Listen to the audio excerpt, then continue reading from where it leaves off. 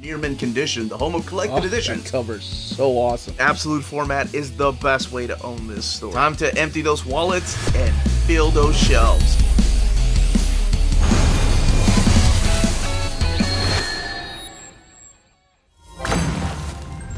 Happy Tuesday, all you minties. Uncanny Omar here from Near Mint Condition, the home of collected editions. Join me today for my overview of some of the latest releases from Marvel Comics in the last few weeks. So let's go ahead and get started.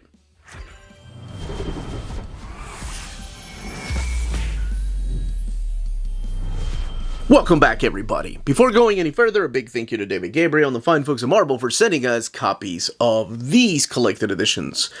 Each one of these books has already come out, or maybe by the time you're watching this video, Tuesday or Wednesday, some of them have come out. Because there are some here for September 30th and October 1st release date.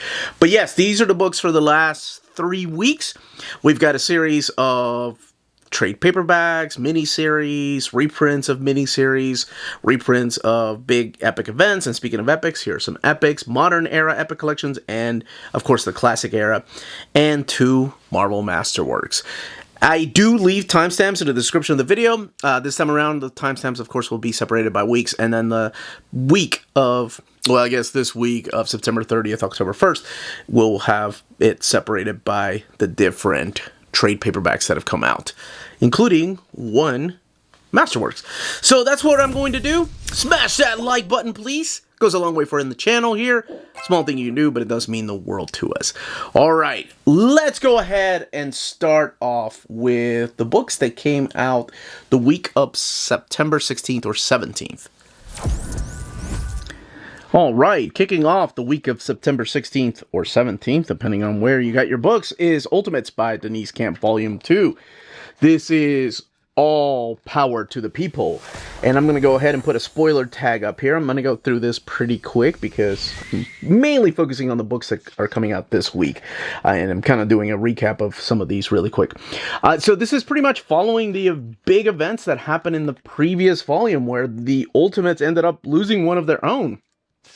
And it kicks off with this Ultimate Universe 1 year in one-shot right here that focuses primarily on the character of Nick Fury. Now, this is a different Nick Fury than the original Ultimate Universe that looked a lot like Samuel L. Jackson. Good to see Howard the Duck right there and Omega Man playing a small little cameo. There's a lot of other little cameos here, but this has to do with the maker and what he is doing with Nick Fury and some of these other characters. So this collects Ultimates 7 through 12 plus the Ultimate Universe 1 year in. This does have the appearance by the Guardians of the Galaxy, the Ultimate Guardians of the Galaxy, and what they want with America Chavez. How is she related to them, and which side is she going to go with? Is she going to stay with the Ultimates, or is she going to go with these Guardians of the Galaxy that have kind of I guess a history with her? And it's pretty interesting because, again, it's Denise Camp doing his own thing. We are introduced to the ultimate Luke Cage character through these pages. And he's a lot different than the Luke Cage that is in the 616 universe. So the Ultimates here are gearing up for this war that is to come. Again, each one of these ending with a bit of a countdown, like 8 months remaining, 7 months remaining, and so on, because we know that the Maker is coming back. And that's what this is leading up to. This particular book has 168 pages. This last issue in here focuses on both Odin and Sif trying to go back to Asgard and restore things. The book has a total of 168 pages, as I mentioned, and retails for $19.99. All the way in the back, we do have variant covers done in this thumbnail size right here. And that is Ultimates, volume number 2, All Power to the People. Rogue, the Savage Land, or what a lot of us were calling this series, Savage Land Rogue, the mini-series.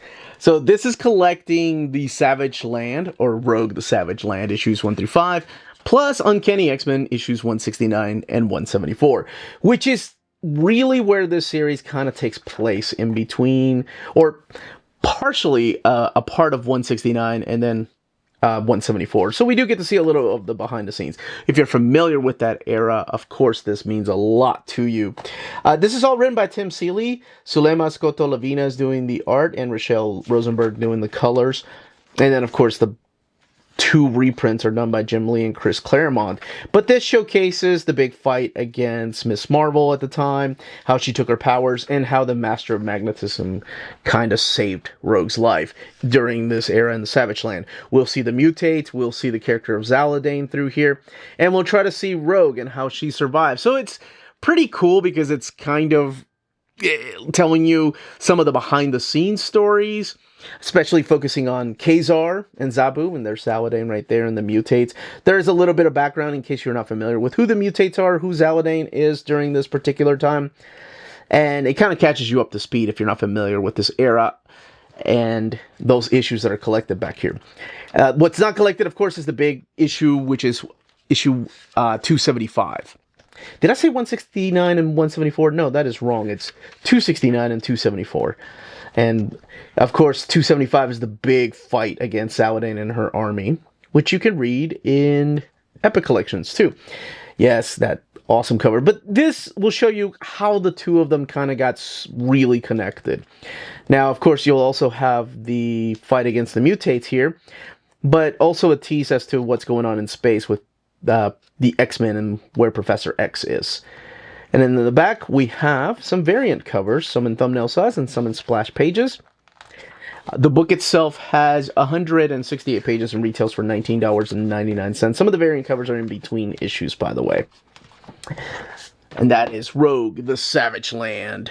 Howard the Duck by Chip Zdarsky and Jorge Quiñones is back in print in this big thick edition. Now, there has been an omnibus release of this. This particular book has 496 pages and retails for $44.99. This is collecting Howard the Duck, the original miniseries from 2015, 1 through 5, Howard the Duck 1 through 11, and then the Unbeatable Squirrel Girl 6, Howard the Duck from 2023, the one-shot, and then material from War of the Realms, War Scrolls number 1. And again, 496 pages. So this is a modern era of Howard the Duck, and it is done by Chip Zdarsky. He's a little bit of a private eye. He ends up teaming up with mainly this one girl named Tara, who will play a big important part through these adventures. And then you might see some characters from his past. One very interesting character that shows up through here, in case you haven't read this, to kind of show you like what this is about, is this character named Leah Thompson, who's not really a character, who is the actress that played a character in the Howard the Duck movie. So if you've seen the movie, you know that she plays Beverly, and it's interesting to see the role that she plays through here. And apparently her and Chip Zdarsky became friends because of that story. And then, of course, the Howard the Duck movie that was supposed to take place, but it didn't happen. The complete saga is all collected in here, and it does include the War Scrolls and then that 2023 one-shot that kind of wraps up a lot of the loose ends. All the way in the back is where you have the variant cover. So in case you missed out on, and there's Leah Thompson right there, there's Tara. And that's one of the many versions of Tara. And does the character of Bev come back, or anybody else from the past? Well, yes, they do. What was I going to say? Yes, in case you missed out on the omnibus or aren't a fan of omnis, then this is the way to pick up Howard the Duck by Chip Zdarsky and Jorge Quiñones. Generation X Epic Collection, Volume 5, Family Business. This is collecting issues 48 through 62 of Generation X. So we'll have one more after this, Generation X Annual 99, X-Men 50, and New Warriors number 5. Now, that is the second volume, New Warriors number 5. The book has a total of 488 pages and retails for this one is $54.99. Now, it is the Jay Farber era that we're looking at right here. And it is Terry Dodson doing a majority of the artwork. By now, we have a new character that has officially joined the team, and that is Gaia. But you'll see other characters come in from the X-Men, like Maggot ends up coming over for a visit. There's this big fight between Dark Beast and Generation X. Adrian Frost ends up showing up through here. You'll have the return of Gene Nation, so you'll have characters like Hemingway and Fever Pitch right there fight against our beloved Gen X, and then of course this crossover with X-Men that actually ties into the whole Gene Nation storyline. There is a big power struggle between the characters of Adrian and Emma Frost. So of course that is her sister, and she plays a huge part through this, and then most of the next book as well. And then you'll see Paladin make a guest star through here, and then Generation X become the Hellions for a reason. And if you're familiar with what ended up happening to the Hellions, there is a reason why they're wearing those outfits through here and why they're going through some changes. And then the big revelation, this is the New Warriors issue right here. No, it's not, I'm sorry. This is the Derek Robertson issue, who drew New Warriors. There's a big revelation with what who M and Penance are and how perhaps they are related. And not everything that you've been reading about so far is what really is. Are those anime characters? That looks like Lena Inverse from Slayers. Terry Dodson doing the pencils here. Oh, it's Artie Unleashed, that's why. But yes, there is a New Warriors little...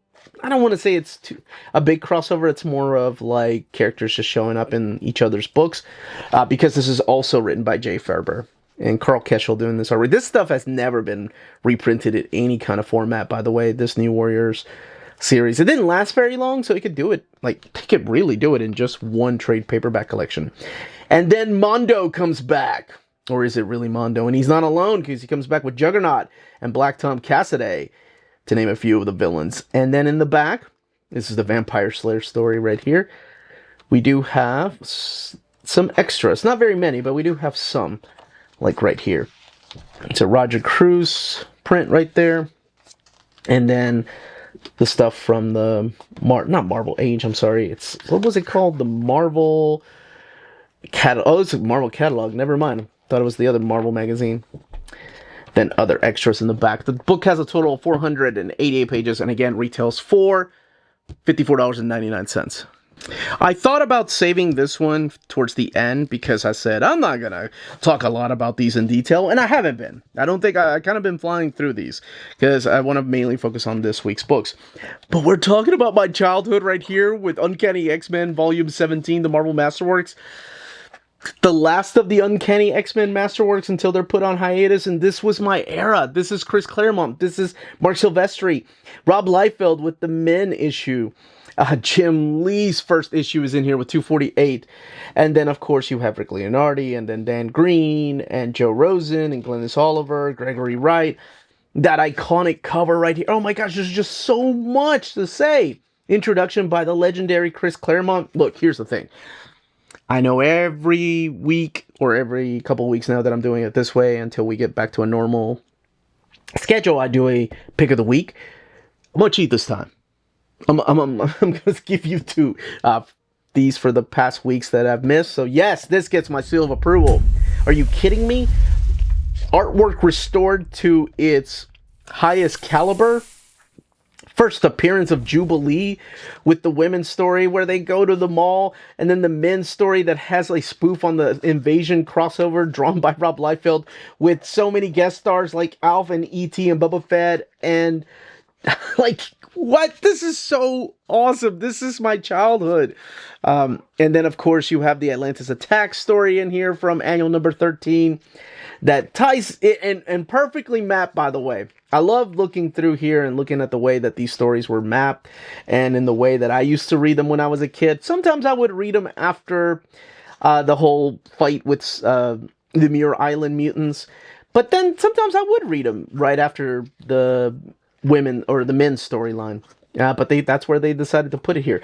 Because this is where Jubilee kind of runs into Wolverine eventually.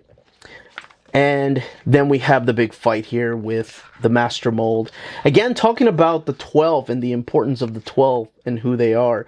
And this will kind of get rid of Rogue for a while. As a matter of fact, this is leading into the whole Siege Perilous, where all of the mutants are going to look at this artwork by the phenomenal Mark Silvestri and Dan Green. And then we have Jim Lee's first issue of Uncanny X-Men right here. Dan Green on inks. But yes, this is when the team starts falling apart. They start going their own separate ways. That by the time we get to issues 250, 251 primarily, they have lost everything, and they decide to go through the Siege Perilous, a big fight between Zaladane and Polaris there. And I swore I would just not go through the entire thing. Wolverine, of course, this issue. I have to talk about this issue 251. Let's get to the actual cover, though. One of the greatest covers, if not the greatest cover of all time. And it's Wolverine beaten by the Reavers and just hallucinating and seeing all these things. And eventually asking Jubilee to come and help him and get him off this cross. And the whole father-daughter kind of relationship starts there. The Reavers just destroying everything. Where has Storm gone? Where have Rogue gone? And then this is the mutant team from Muir Island right here, led by Moira McTaggart. If you've read The House and Powers of X, you know the importance of Destiny and Moira McTaggart. This kind of explains a little bit as to why perhaps Moira is the way that she is, or mysteries as to what happened to Destiny through here. Man, do I love this stuff. This is from the Classic X-Men by Jim Lee right here. And some early Jim Lee, of course, artwork. This is from What The? Then the beach party scene right here. Because it is What The 1 through 5 that's in here. And this is the Lone Wolvie and Chris. Of course, a take on Lone Wolf and Cub, but it's Chris Claremont and Wolvie. This is more What The. And then articles from the Marvel Age right here. The second printing. And posters, covers, pinups. Man, it's so awesome. Of course, this stuff has been previously collected in Epic Collections and, of course, Omnibus Editions. But it's so nice to have it, that artwork just fully restored to its purest form here in this Marvel Masterwork. 432 pages, and this one retailing for $100. And as of right now, is the final Uncanny X-Men Marvel Masterworks. Moving on to the week of September 23rd or 24th, we are looking at Ultimate Spider-Man by Jonathan Hickman, Volume 3, Family Business. And spoilers again for this one here, just because we have to talk about what happened previously. This is collecting issues 13 through 18. I assume there's going to be one more because the series is coming to an end in issue 24. Not sure about the future of that afterwards. But Marco Checchetto is the artist, David Messina, and then, of course, Jonathan Hickman writing it. Matthew Wilson is the colorist. And here are our main players. You have Peter Parker, who in this universe is married to MJ Watson Parker. They have 2 kids, Richard Parker and May Parker. And then, of course, we have Harry Osborn, his wife Gwen Stacy, and Ben Parker is alive in this universe. J. Jonah Jameson and Ben Parker are partners, and Wilson Fisk and Kraven the Hunter are kind of the big bad guys here. So, in this particular issue right here, we are focusing a little bit more on the son of Peter Parker, who we just learned back here is Richard Parker, of course, named after his father. And he happens to have the symbiote costume right here that is given to him by his father while his father is away hanging out with Harry Osborn. And they are the guests of Mole Man and Kraven the Hunter. Now, something is going to happen here in the Savage Land. But this is when Richard is playing the role of Spider-Man, and he runs into the Black Cat, and the Black Cat kind of manipulates him a little bit into doing things and telling her a bunch of things so she can take it back to the Kingpin. Something big happens in the Savage Land, but Peter Parker does end up coming back to his family through here. And then, of course, Gwen Stacy playing a big role through all of this in the series of flashbacks. And what exactly she is doing is really confusing at first, and then you're like, oh, that's the role she's playing. That's a really interesting take on Gwen Stacy. A lot different than the takes we've seen before. But that's all I will say about this because, you know, I think going into any further story would be a spoiler. And then we're looking at the variants in the back, some in splash pages and some in thumbnail size. The book has a total of 160 pages and retails for $19.99. Jeff Loeb and Tim Sell's Hulk is coming out in a trade paperback format. This has been recently reprinted in a gallery edition, but now it's back in print in a trade paperback. Surprisingly, much like Spider-Man Blue and Daredevil Yellow, it is just called Jeff Loeb and Tim Sell's Hulk. It's not called Hulk Gray. This is a wonderful story that takes place in both present day, but mainly in the past, reminiscing about those past lives as you have the character of Bruce Banner talk about his past and when he first became the Incredible Hulk, and then having to fight off the military and, of course, this team-ups with Rick Jones and the love of his life, Betty Brant. So this takes us through the early years, or the early issues of Hulk, if you read them. This is a beautiful companion piece. If you've never had the chance to read them, it's up there, with Spider-Man Blue and Daredevil Yellow at pulling at the heartstrings. This is collecting Hulk Gray 1 through 6. The book has 168 pages, and this one retailing for $19.99. And in the back, we do have some variant covers, and I think this is the introduction by Jeff Loeb that he talks about what the next book would have been had had he been alive. And it would have been, I think it was Iron Man Bronze, if I'm not mistaken, is the book that they were talking about working on. This tells you a little bit of where the ideas came from, what issues you're going to find them originally. I think it's a really cool way of talking about the books, right? Like where they originated from, the ideas and the artwork. Specifically the way that the Hulk looks through here, because he looks a lot different than perhaps, the way that Jack Kirby or Steve Ditko or Steranko drew him. But there's a reason why he looks the way that he does. I love this image right here of the Hulk. And that is Jeff Loeb and Tim Sell's Hulk. Cable, Love and Chrome. Surprisingly, Cable, Love and Chrome. Surprisingly, no Chrome cover. No Chrome at all on that cover. This is collecting Cable, Love and Chrome, issues 1 through 5. The book has a total of 168 pages and retailing for $19.99. David Pepose is the writer, and Mike Henderson is the artist, with Arif Prianto is the colorist, and Joe Sabino doing the lettering. This is set in the year 3000 and some change, so it is taking place in the future, but it is after the events of the fall of the House of X. So Cable knows everything that's happened in his past. He's fighting off this character named Cicada. And what this basically is a love story between him and this lady right here known as Avery. Avery Ryder.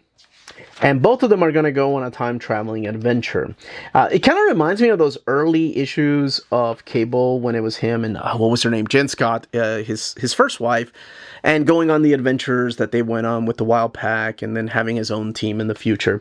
Because this is really set, thousands of years in the future. The covers, by the way, including the cover for the trade paperback, are done by Ian Churchill, who's no stranger to drawing Cable. He had his own run on Cable with Jeff Loeb, and would come back from time to time. But this is a time travel story, so it's not just set in the future. There are things set in our past and in Cable's past. And will the two of them be able to work together as a team, even though they're in love with each other? Because it is a love story. Again, fighting off against this new villain named Cicada. So this is not just collecting issues 1 through 5 of Cable, by the way. This is also collecting this one-shot in the back. And this is written by Steve Fox. And this is the Time Slide issue. So that's what's in here, Time Slide number 1. I love that was a nice surprise. Ivan Fiorelli is the artist on here, and it is a team-up between Cable and the other time-hopping mutant Bishop, but also including Tempest in this adventure. Avery does get to come back for this storyline, and we will see other characters like Apocalypse and perhaps a few other surprises. And then in the back, we do have variant covers, including some Disney-fied Bishop and Cable. This is Time Slide number 1. I love this cover right here by Mike Melmundo. That is so freaking awesome. And then some in thumbnail size. 168 pages, $19.99. Back in print is X-Men Age of Apocalypse Omega. This is the 3rd volume of this series. It's volume 3 here in the back. Officially, the omnibus is out of print, but these 3 trade paperbacks have come back, starting with Alpha right there. Here are your credits like Larry Hama and Scott Lobdell, Fabian Nicieza, Jeff Loeb, and then pencilers like Adam Kubert. Chris Bachelot, inkers like Dan Green, Mark Buckingham, and colorists like Joe Rosas, and letters like Pat Brozzo. This is collecting Weapon X 3 and 4, Generation Next 3 and 4, Gambit and the Externals 3 and 4, Astonishing X-Men number 4, X-Men 4, Excalibur 4, Factor X number 4, Amazing X-Men number 4, X-Universe 2, X-Men Omega, Age of Apocalypse, The Chosen. So this is the ending. This is it. Everything comes to this big fight. All of these little mini adventures that the X-Men, or I guess the Age of Apocalypse X-Men are going on, come to an end. Some of them make it out alive, others don't. There are betrayals also through here. And then, of course, this leads into the big fight between Magneto for the final time and Apocalypse.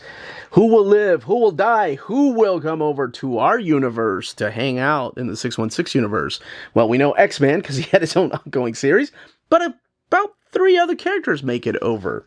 And, of course, this is a era that they keep coming back to. I love this particular era of Carlos Pacheco's artwork. And it is the only time you're going to see the 4th Horseman here, and that is Mikhail.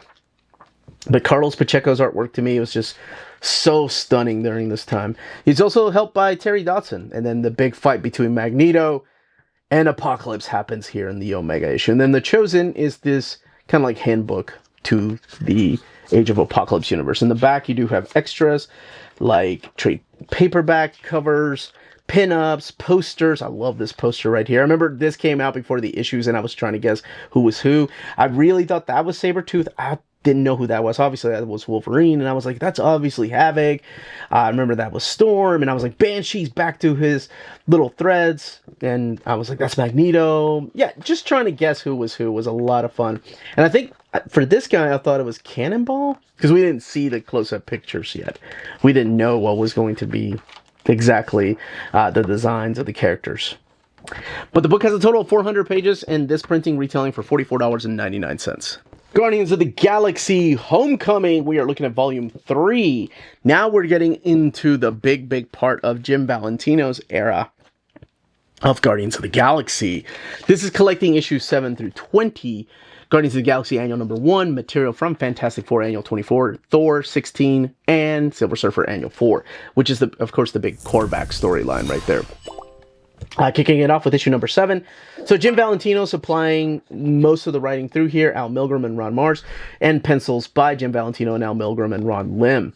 And now we have characters like Nikki and Alita joining Charlie 27, and of course Major Victory, and Yondu, and Martin X, and Starhawk, just to name a few of our Guardians, and there will be more that will end up joining them. We'll have new villains appear through here. There is a kind of like a successor to Wolverine, this chick right here, and that is Rancor. During the World of Mutants, we're introduced to a lot of the mutants from the future. We're actually introduced to a kind of like a Cosmic Ghost Rider, but not the Cosmic Ghost Rider. And then we have the return of Phoenix, who the new Phoenix host is going to be. And there is going to be some character deaths through here. Some of them don't make it, and this is our Ghost Rider of the future. Not to be confused with Cosmic Ghost Rider. Major Victory is going to go through some changes. As a matter of fact, he's going to go through some major Victory changes in the upcoming... It's almost like a relaunch of the series. This is the Korvac story right here. And this continues into the pages of Thor Annual and the Hulk... I'm sorry, not the Hulk Annual. The Fantastic Four Annual and the Silver Surfer Annual. And it's the return of Korvac, who, of course, was the one that kind of helped put the team together. I think it's issue number 16 that does the relaunch. No, it's not. There is a character death in issue number 16, though. But by the time you get to the end of this, there we go. It's issue number 17. There is a relaunch of the series where the character of Major Victory decides to end up leaving the Guardians of the Galaxy. And when he shows back up, he kind of shows up in the way that like Nightwing showed up after he left the Teen Titans. This is the beginning of the Talon storyline. He'll have a new costume through here. And it's a costume that he'll keep for a long time. And that's that costume right there. So that's the way Major Victory will end up looking kind of dig it. It's very, very 90s. This book has 504 pages, and this one retails for $60. It's got to be the most expensive Epic collection, I think. I think most of them are $44.99, $49.99, $54.99, but this is $60. We are swinging into a brand new era of Amazing Spider-Man with the Modern Era Epic Collection. Look at this, Volume 14. This is big time. It is the second Modern Era Epic Collection, and one of the things I noticed is that the font is a little bit smaller on this one than this one here. So this being the second one, I want to say that they're probably going to go with this font right there. But just to kind of give you an idea, that's the way it looks. Even though it's the second one, we are looking at Volume 14. We are jumping way ahead. We're going past Brand New Day, which is pretty cool because Brand New Day is being collected in omnibus format, but Big Time isn't, not yet. You'll notice that now the Brain Trust is gone, but it is mainly Dan Slott and Christos Gage writing the stories. Fred Van Lente also writing some of the stories with Rob Williams. Primarily, this is the new era, and you have Humberto Ramos drawing a majority of these issues, but you also have Stefano Caselli and Marcos Martin, Javier Pulido, and Riley Brown drawing some of these issues right here. And this new era shows us exactly where Spider-Man is. He's a big part of the Avengers during this time, and that's where we kick it off. We have a sort of a expanding supporting cast right now, and we'll see his relationship with Flash Thompson. As a matter of fact, this actually collects 654.1. So this collects Amazing Spider-Man 648, the A story 649 to 662, and then 654.1. The book has 512 pages and retails for $54.99. So this is like Max and some of his supporting cast. We do have a new Hobgoblin, and man, this guy is ruthless.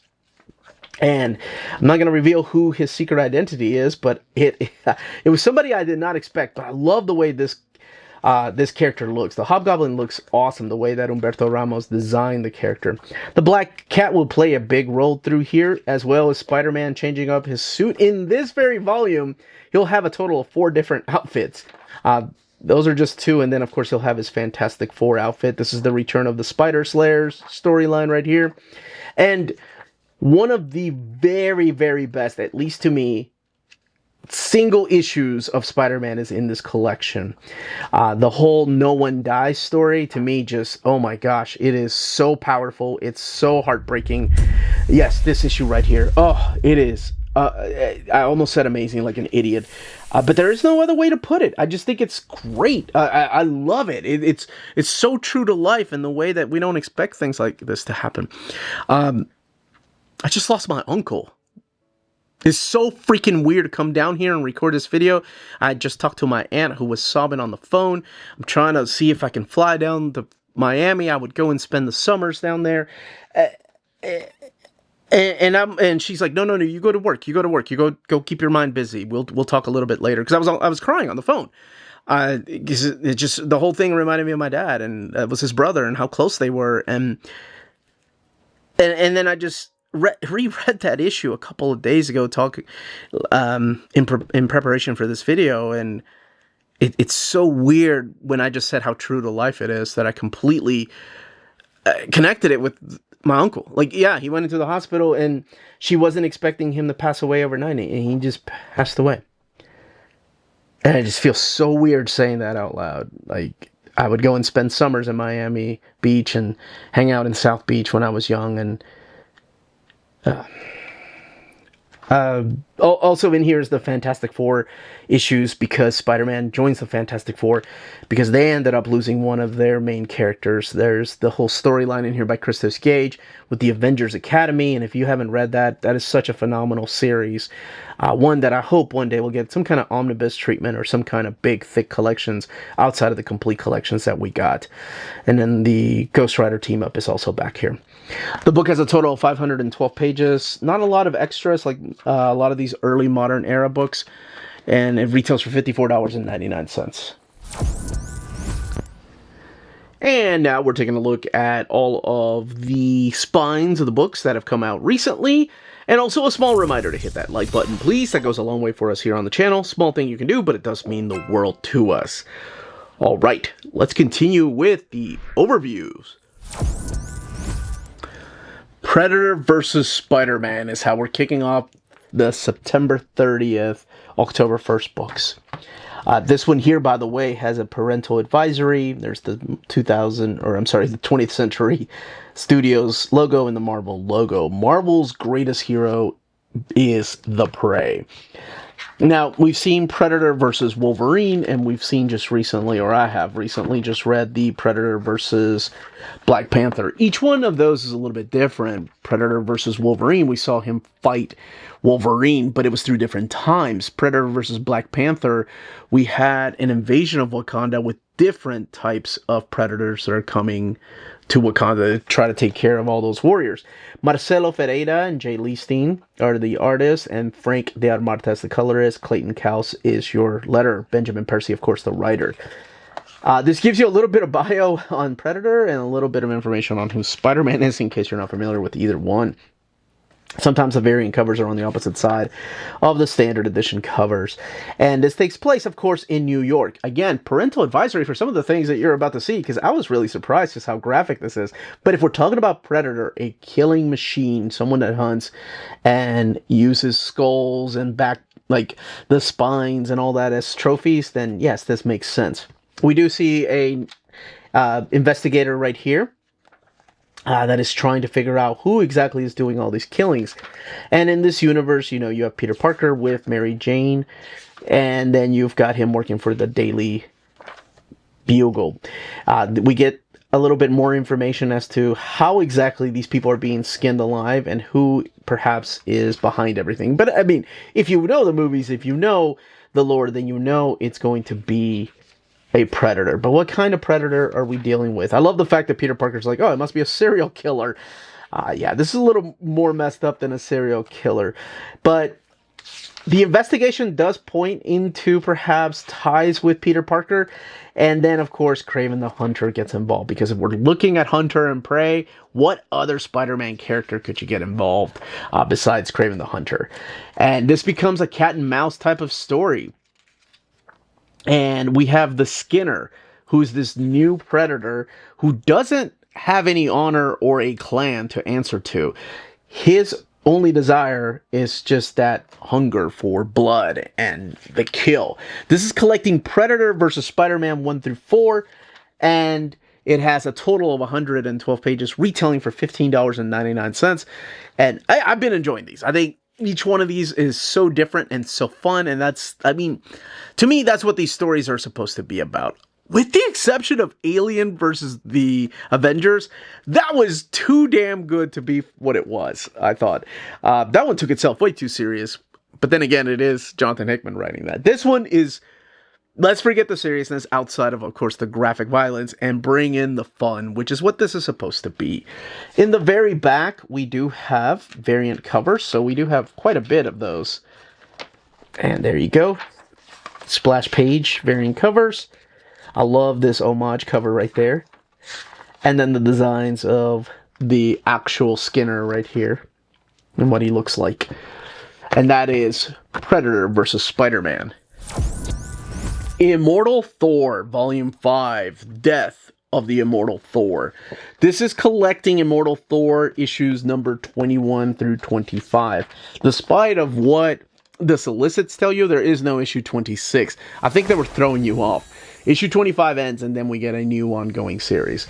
This is all written by Al Ewing, Jan Bazaldua, and Justin Greenwood, and Pascal Ferry are the artists. Colors by Matt Hollingsworth and Romulo Fajardo Jr. are the colorists. And lettering by Joe Sabino. And of course, the covers are all supplied by Alex Ross. The book has a total of 136 pages and retails for $17.99. Spoilers for what happened previously, but this is the tail end of the run, so definitely spoilers. I'm not going to go into heavy details as to what exactly is going on, but it is called The Death of the Immortal Thor, and it is the tail end of that run. So yes, we do see Thor actually running into some characters from the past, primarily the character of Scourge the Executioner. We see his flashback, and we see him in present day. And where exactly is present day? Well, Scourge is now standing in the way of Thor, and he's remembering how he got here, and how from time to time, he has died, perhaps because of destiny, in place of Thor, and has continued to go back and forth from the living and the death realm. And this is when Thor ends up meeting Thanos, of course, and then what Scourge is standing in front of is this gate to Utgard. And that's where Thor is trying to get into. So Scourge actually convinces Thor to let him go with him to Utgard, and that's what this adventure will take us on. So we'll see other characters throughout the very different realms that we've been hinted at seeing. We'll see characters like Draugr, I'm butchering all these names, I'm sure, Einherjar, and of course characters like Odin and Beta Ray Bill and Hela and Brunhild, Valkyrie. But we'll also get characters like Ultur and the Utgard gods and all these new characters that we've been hinted at for a while and where they lie in the afterlife. We'll see a reunion of sorts with Lady Sif through here. But that's all I will say. And then the final issue, we'll actually see, hey, there's Hermod. We'll actually see kind of like those who sit above in the shadow. So we'll get to see those characters there and what their names are. And of course, perhaps the final time we see a character. This ends on not a cliffhanger, but more of a, hey, if you want to follow the adventures of Thor, guess what? We're ending this series, and the new series is called this. So that's right. Al Ewing is continuing to write Thor in a new series. It's just no longer called the Immortal Thor. I will let you find out what that new series is by reading the book. Or if you're just looking at solicitations, or go to your local comic book store and go, hey, what's the new Thor series called? Or just Google it. I'm sure some people are doing that. But that's all I will say about this series. And we will move on to the actual variant covers all the way back here. In the back, we have some in thumbnail size, and that is an awesome Maria Wolf cover, and some in splash pages. And again, this particular book has a total of 136 pages, retailing for $17.99. Spider-Man Noir Hard-Boiled Origins is back in print. This was originally released, I believe, as a complete collection, and then they reprinted it as the Hard-Boiled Origins here. And this book is collecting Spider-Man Noir from 2008, 1 through 4, Spider-Man Noir Eyes Without a Face, 1 through 4, The Edge of Spider-Verse #1, Spider-Geddon Spider-Man Noir video comic, and material from Spider-Verse Team Up #1. This book has 264 pages and retails for $34.99. This is the credits. This is written mainly by David Hine. The first couple of the first mini-series are done by Carmine Di Giamenico. And then you have Richard Eisenoff doing some of the others, like Edge of Spider-Verse there. Roger Stern doing the Spider-Verse team-up. Spider-Geddon, the Noir video comic, is done by David Hine and Paco Diaz. Now, this is a lot different than the than the the movies, where he's kind of a edgier Batman animated series type of character. This actually has a lot of violence and a lot of mature themes, especially that second miniseries. So the first miniseries that's collected through here, it's all set in 1932, and it's kind of has the Great Depression as the backdrop of the story. Aunt May plays this kind of character that is a voice for social injustice. Then we have Felicia Hardy. She's operating the saloon called, you guessed it, the Black Cat. And Peter Parker is a different type of character, working with J. Jonah Jameson. We'll meet a new crime boss in town named the Goblin, and who he ends up employing as his henchman. And then, of course, how Spider-Man gets involved against the fight with the Goblin and the Vulture. A new reporter in town named Ben Urich, who takes Peter Parker under his wing and ends up going to New York City and getting more in the case of the Goblin and the Goblin's network. And we'll see, very similar to what happened to, of course, R616 Peter Parker and his Uncle Ben, something ended up happening to Spider-Man Noir's Uncle Ben, but just a little bit different is the way that it's played out. So that one, I think the second miniseries is set in 1939, and focuses more on, well, okay, so we have Ben Urich that was introduced in the later part of the first miniseries. The second miniseries still has Ben Urich, but also focuses now on Otto Octavius, who is a German scientist in this particular miniseries. And you'll see other characters in here like Robbie Robertson. And this one actually plays a lot more into the idea of the whole social justice or social injustice that Aunt May was a part of in the first mini. And then you have the one-shots here, and then the video comic that ties it into the Spider-Verse. By now, the character's a little bit more of his cartoony take by the time you get into the last one-shot. In the back, you do have the variant covers. But yes, don't expect that almost the goofy factor to the Spider-Man Noir character. These are the character designs by Marko Djurdjevic. And then more of the designs back here. This is Doc Ock, the way he looked, and then the script. And again, this particular book has a total of 264 pages, $34.99. Godzilla versus the Marvel Universe. How ridiculously stupid is this book? So damn awesome that I'm giving this one my seal of approval. Oh my gosh, every one of these little one-shots are just so different and so good. Look at that cover right there, man. That's the title page. I love the designs of the different panels from the original comics. But we have Godzilla versus the Fantastic Four by Ryan North, Jerry Dugan, Joe Kelly, Fabian Nicieza versus the X-Men. Oh my gosh. I promise that's not the only reason why. David Walker and Jason Aaron. But you also have the talents of John Romita Jr., Giuseppe Camuncoli, Nick Bradshaw, Emilio Laizo, Georges Genti, and Aaron Cooter, to name a few of the artists. And it kicks it off with the Fantastic Four. So you have Godzilla versus the Fantastic Four, you have Godzilla versus the Hulk, you have Godzilla versus Spider-Man, Godzilla versus the X-Men, Godzilla versus the Avengers, and Godzilla versus Thor. The beauty of this book is that each one of these takes place at different times. You have the classic era right here, so this is the Fantastic Four fighting off against those characters, and of course their supporting cast. And then we move on to what is called the, I guess, the Bronze Age, maybe late Silver Age. If that's the classic era, this is like the Silver Age, and it is versus the Hulk. And we also have characters from the Godzilla universe joining in on the fight. So you saw Mechagodzilla there. You'll see other type of characters show up through here. This is the one that finally we get some internal artwork by the phenomenal Nick Bradshaw. I miss his internal art. This is versus Spider-Man, and it is set during the 80s. So it is the black costume era that he's fighting. That is so freaking awesome to see Godzilla versus Spider-Man, who did show up in an issue of Godzilla, but not like this, not in this outfit, and not in this big fight. And of course, do we see Venom? Yes, it gets so ridiculous. It's awesome. This one's one of my favorites, of course. We have Fabian Nicieza coming back to the X-Men, but writing this story about the X-Men meeting Godzilla. So this is the 90s era of the X-Men.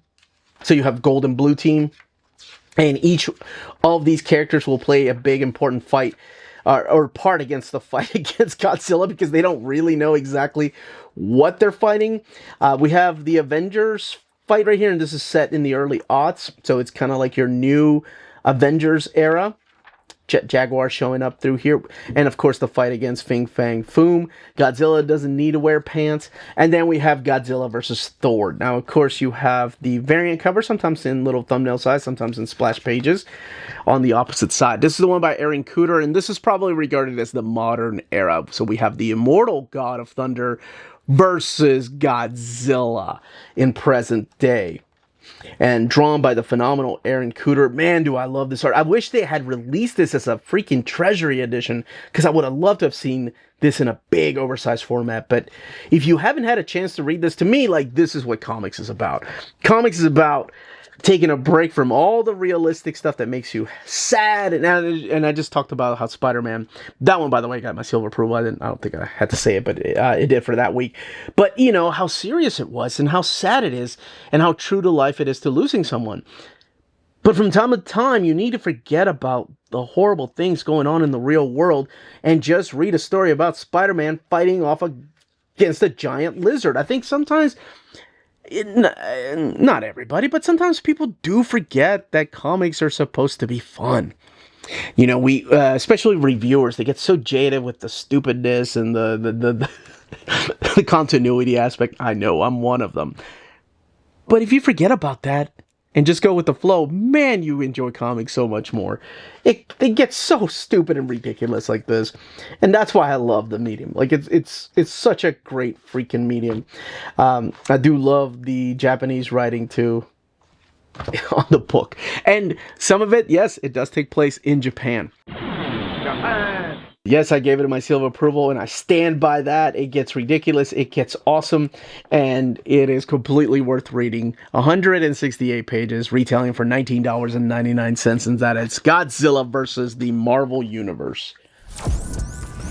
Let's move on to a modern era epic collection, and that is Carnage. This is volume 1 of Carnage Modern Era Epic Collection, and this is Carnage U.S.A. Collecting Carnage from 2010, 1 through 5, Carnage U.S.A. 1 through 5, Minimum Carnage Alpha, Scarlet Spider 10 through 11, Venom 26 through 27, Minimum Carnage Omega, and then Superior Carnage 1 through 5. The book has 472 pages and retails for $54.99. This stuff has been collected in the omnibus format. I will say there's also an annual with that Superior Carnage, and I'm sure that will be in volume 2. So the very first story, by the way, I forgot to go through here. Seb Wells, and then it's Cullen Bunn, Chris Yost, and Kevin Shinnick are the writers. But you have Clayton Crane doing a majority of the artwork through here. Coy Palm, and also Steven Segovia, and Declan Shalvey. So we kick it off, I guess spoilers for what happened previously. But previously, the character of Carnage was killed off during the New Avengers by the Sentry. He got ripped in half and then just completely destroyed. Fast forward some time, a couple of years, and now we have this industrial, he is an industrialist named Michael Hall, who is attempting to use symbiotes to create armor, like genetic armor. He ends up saving Cletus Cassidy's life, and at this expo shows off his new inventions, and he's caught the eye of course, Spider-Man and Iron Man, and that's how Carnage comes back to life in this horrific series of events, and drawn by the phenomenal Clayton Crane, who really fits the tone of the story with his dark type of artwork. And then we get into the whole Carnage USA, and Carnage USA is a continuation of that story, where we have Cletus Cassidy now taking over a small town of is it Doverton? It is Doverton, Colorado, where he ends up twisting the minds of the inhabitants using his symbiote. So in come the Avengers. You have Hawkeye, Wolverine, Captain America, The Thing. So it's during the Bendis era of the Avengers, and of course Spider-Man, because how are you going to have a Carnage story without Peter Parker? And he ends up getting involved. Then we get the whole storyline, Minimum Carnage. So Carnage and Cletus have been reunited, and now they are a force to be reckoned with. So this is where the Scarlet Spider and Venom end up combining forces to hunt down Carnage. And they're going to be going around the world and around the micro world. So yes, the microverse is in here. So Cletus Cassidy has found a way to terrorize a new world, and that is the microverse. So you're going to be seeing some appearances through here from some familiar faces from the Micronauts, like Bug, and that's all I will say. And I think I talked about this just recently. Oh, it was in the that's right, it was in the omnibus, the Venom omnibus. And then we get into the Superior Carnage storyline back here. And this is where perhaps Carnage has changed his ways and is now good. And he has become a better, more superior Carnage.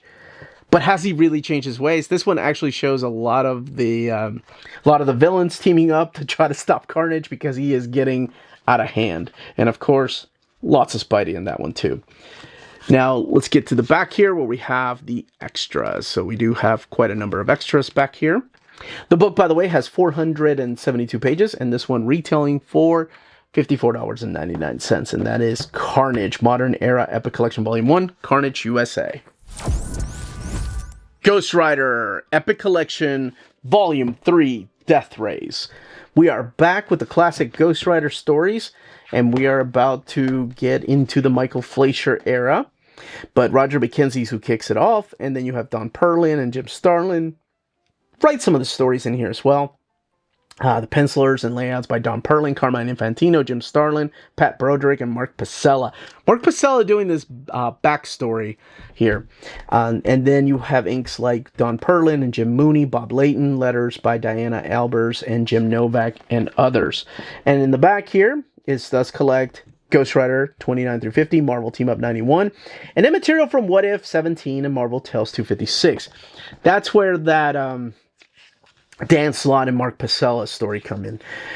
So this kicks it off with issue number 29, and it is the fight against Doctor Strange and Dormammu, and then of course teaming up with Doctor Strange, because he knows that there's a demon residing inside of Ghost Rider, and that of course later on is revealed who that is. Shirtless Doctor Strange at that, going fist to fist with the character of Ghost Rider. In all of this, we have a little cameo in each of these issues of somebody known as the Bounty Hunter, who has come looking for Johnny Blaze, who has his own little origin story and has come to take down Ghost Rider. And Ghost Rider's about to go on this like West tour. He's going to go through Utah. He's going to go through Colorado. He's going to stop an alien invasion right here. And it kind of gets ridiculous and over the top, but I kind of like this era of Ghost Rider. Roger McKenzie's about to wrap up his run before Michael Fleischer takes on the stories. But in between that, we have the Deathrace story right here, which is of course written and drawn by Jim Starlin, where Ghost Rider has to face off or race against who else? Death! That's right, it makes perfect sense. Death. He's got to go and race Death. And then we have Michael Fleischer's era. So he kicks it off with Don Perlin still doing the artwork. And this will put, bring back the character of Johnny Blaze and put him in this feud with another racer, and that is Flag Fargo, as the bragging rights as to who is the premier stunt cyclist. But not before we go through some of these other adventures through here. Really love some of these covers right here. That's a Bob Budiansky, if I'm not mistaken. There's a team up with Spider-Man, because we are looking at the Spider-Man team up storyline right here. Yes, this one right here. And it's a whole carnival of fear. There's a couple of actual carnivals through here, and guest stars that I didn't see coming.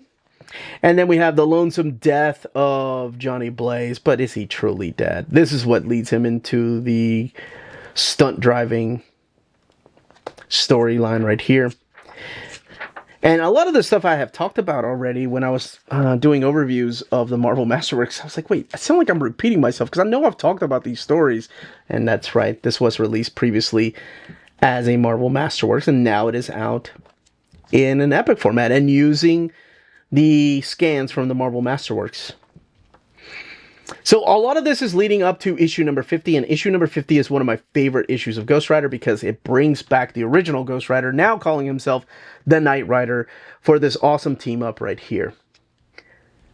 And it is both of these Ghost Riders teaming up against some gone bad cowboys. And then we have some pinups here in the back. And then the What If stories. And I just read this in the What If, the Captain Marvel, Death of Captain Marvel number 2. But this focuses on primarily just the Ghost Rider. What if he had stayed a villain? And then this issue right here from Marvel Tales, that kind of, it reprints these issues of Marvel Team Up, but it has like bookends right here. And the bookends are done by Scott Lobdell, Dan Slott, and of course Mark Pasella on art. And you can tell it's Mark Pasella right away. And it's pretty interesting how that's bookend for a reprint. And then you have house ads and original art all the way back here. Another house ad. And this was originally slated to be released earlier. I remember reading about this in the Masterworks. And then by the time it was published, it had to be updated to match the current look of Ghost Rider, which is that look right there. So he had to change some of his art internally. The book has 472 pages, and this one retailing for $54.99. And last but not least is the Marvel Masterworks, The Man-Thing Volume 2. And I want to say this might be the last of the Masterworks. Maybe there was one more coming in October. I cannot remember off the top of my head if that one was canceled or not. But regardless, it's one of the last ones. And it's Man-Thing number 2, which made a lot of my viewers happy whenever I compare the first one to the omnibus, and they saw how clean the lines look, how the colors looked. They were so excited for a possible volume 2, and then when I announced it, and here we are. So this collects Man-Thing 2 through 14, and Giant Size Man-Thing number 1 and 2, Monsters Unleashed 5 and 8 through 9. The book has 360 pages and retails for $75. So this is a beautiful introduction from J.M. DeMatteis, just being completely honest, coming at this book from a fan's perspective. Not really as somebody that worked on Man-Thing, but just being a fan of Steve Gerber and what he meant to him during this time that he was writing these particular stories. Because, you know, he was a kid when these stories were coming out, and he just knew that Steve Gerber got it. All based on I think it was a Hulk comic book that he knew that he understood the characters because of that Hulk comic, and I gotta love that. I love that introduction. I think it's wonderful, and he'll tell you, like, oh, you know, we weren't friends, we didn't kick it off when we met, but I wanted to say my piece. So this is a continuation of Man-Thing and his supporting cast. Primarily, we see a couple of characters introduced through these pages that will play a big part of this. This is Richard Rory, who ends up meeting this young lady right here. This is Ruth Hart, who's a part of this group of motorcyclists slash, like, thugs, and she's kind of getting away from them, and then Man-Thing is kind of caught in the middle. And Man-Thing, as always, is kind of caught in the middle of all these stories because of who he is and the role that he plays. So he's kind of like the hitchhiker, but I think J.M. DeMatteis, we have the introduction of the Fool Killer through here too. J.M. DeMatteis says it best. He's kind of like Rod Serling from The Twilight Zone. Because if you know, I never noticed the parallels until I read that introduction talking about just how alike some of these stories are to the stories from the Twilight Zone, and I'm a huge fan of the Twilight Zone, and I can actually see it. Not that Steve Gerber had to borrow anything, because he was just, like, so out there as far as storytelling. It was so different between this and Howard the Duck, and of course his Defenders run. Like, he's telling a story here about a sad clown that ends up dying and then haunting the swamps. I do love the most startling swamp creature of all, the Man-Thing. And we actually talk a little bit about, James DeMatteis talks a little bit about the Swamp Thing from the Distinguished Competition at the very beginning. But this is such an awesome and amazing, sad and thought-provoking two-parter that, it's just in here as part of a Man-Thing comic that didn't really make any sense if you were reading other superhero stuff. And speaking of superheroes, there's an actual issue in here. A majority of this is done by Mike Plug and Val Mayerick, but there's an issue in here that is done by John Buscema. Actually, 2 issues. He does the giant size one, and then I think he does this one, if I'm not mistaken, or maybe he does 2. Volume 2. This is the very first one right here, the very first giant size Man-Thing. And this is introducing us to the character, or reintroducing us, rather, to Golden Brain Joe Timms, who will be known as Glob through here in this big fight against Man-Thing. And there's always some kind of cult involved. This is the story of Zeke. And it's almost like Mike Plug had this cartoony art style that just worked for the type of story that Gerber was telling. Because it is deep and philosophical and just stabs you right in the feels when it needs to. And it looks like Mike Plug actually helped plot some of this stuff. But I was wondering, yeah, you can definitely tell that's Big John right here. Yeah, so this is issue number 2 of Giant Size Man-Thing. So I was wondering the same thing that J.M. DeMatteis was at the beginning. We know that Big John did not like drawing superheroes. We know that he loved Conan the Barbarian. So how would he feel about doing this? He was a damn pro, so I mean, I'm sure he didn't say anything. But to draw this weird story that features these characters of the schist. So we have this is a story from Giant Size 2. Probably have talked about this already on the omnibus, but this is Vivian Schist and her daughter Carolyn Schist, and they end up going to the swamps because of her husband, who had disappeared. So you have Vivian and Carolyn that end up going into the swampland of, oh my gosh, what are they? The Citrusville, I think, is the sheriff that ends up helping them. Yeah, that guy right there. Trying to find out what happened to their husband, and they blame Man-Thing for the disappearance of their husband, or her husband, Vivian's husband. And of course, it's not really what ended up happening, and you can find out what happened by reading that volume. But I just have to think, like, what was Big John thinking as he was drawing this? Almost like a horror type of story. And a couple of superheroes here and there. This is another story featuring Rory and his bad luck with ladies. And I love these big splash pages right here, too. And there's a couple of those double page spreads. And this is Big John doing the layouts for this one with the pirate that comes in here. And it's a two-parter. Man, he was just telling so different of a story. He was just doing his own thing. And then we have this story right here. This one is done by Tony Isabella and Vicente Alcazar is the artist. And this all comes from the Monsters Unleashed. And we have Monsters Unleashed 5 through 8 in here as well. And then we have some original art as the extras back here. A book with the Dead right there featuring Man-Thing. And the biographies on Steve Gerber. And you also have Mike Plug, Alfredo Alcala, Vicente Alcazar, Pat Broderick, John Buscema, Tony Isabella, and Val Mayerick. And then the back of the book.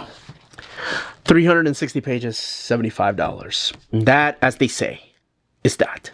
If you're interested in purchasing any of these books, don't forget to check out our sponsor, CheapGraphicNovels.com, your online home for graphic novels and collected editions up to 50% off cover price. They have excellent shipping and prompt and helpful service. Check out their bargain deals for up to 90% off cover price. And don't forget that CGN also takes pre-orders. That way you don't miss out on the hottest releases. And they are currently running a special promotion for you Minties. If you're a first-time customer, after receiving your order confirmation email, reply back to that email and let them know Near Mint Condition sent you their way. They will then apply a free shipping promotional credit to your next order in the US. Cheap Graphic Novels, your source for the hottest books with the kind of deep discount, quality shipping, and customer service that will keep you coming back for more. And that was the content and page count of each of these books. In the comments down below, let me know which books you're picking up, which series you're collecting in a collected edition format, whether it's a trade paperback or whether it's an epic collection or modern era epic collection, or of course, those Masterworks.